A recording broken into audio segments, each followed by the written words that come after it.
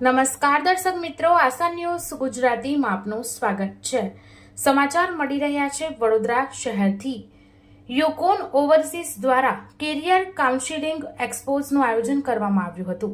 યુકોન overseas દ્વારા carrier counselling એક્સપોઝનું આયોજન કરવામાં આવ્યું હતું, જેમાં હજારો વિદ્યાર્થીઓ અને વાલીઓએ ભાગ લીધો હતો।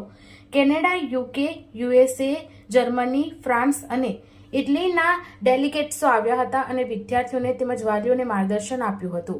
આ ઉપરાંત જે વિદ્યાર્થીઓ મેડિકલ ક્ષેત્રે તેઓની કારકિર્દી ઘડવા માંગતા હોય અને MBBS કરવા માંગતા હોય એમના માટે ખાસ વિશેષ રશિયા, જોર્જિયા, ઇટલી અને કઝાકિસ્તાનથી યુનિવર્સિટીના ડેલિગેટ્સ આવ્યા હતા અને તેઓએ માર્ગદર્શન પૂરું પાડ્યું હતું। આ વિશે વધુ માહિતી આપતા યુકોન ઓવરસીઝના જિગ્નેશ મિસ્ત્રીએ જણાવ્યું હતું કે તેઓ આ ફિલ્ડમાં છેલ્લા 5 વર્ષથી છે।